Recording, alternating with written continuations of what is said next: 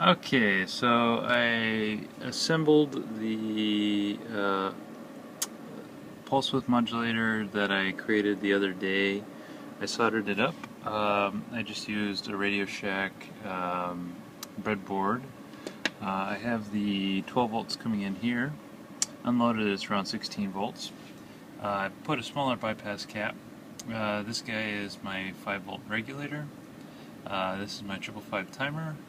This right here is hex inverters. I'm using that to generate, so I have an oscillator. This is a, a emitter follower for basically following one of the inverters. I'm using that to drive a low pass filter, sorry, high pass filter.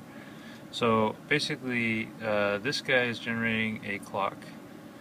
Part of it is generating a pulse. So I got a pulse generator, a clock, and then the pulse is being fed into the 555 timer, which is being used for generating pulse width modulation, so varying the width of the wave, which I'll show in a sec. Pot right here, and then I got another set of inverters being used to drive the output step up. So the logic and all this logic and control and clock generation is all done at 5 volts. And then it's stepped up. The output is 16 volts peak to peak. So right now I'm at the minimum duty cycle, which is around 9%. And so if I twist it to the right, then potentiometer the knob, I get all the way up to almost 90%. And it's very steady. There's a little bit of jitter, as you can see right here where it's wiggling, but it's a lot better than what it was before. So I'm doing 45 hertz because my switch cannot. The switch that I'm using to control the oven cannot switch that fast.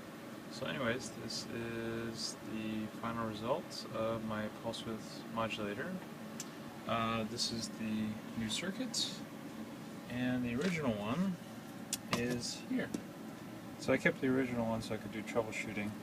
I did have one problem when I was putting it together, and everything was working except I forgot to solder one of these caps to ground, so this guy wasn't working. So I was generating my pulses, but I wasn't triggering. Well, I was triggering this guy, but basically the cap was too small, and it wasn't working right. So anyways, this is to control my oven.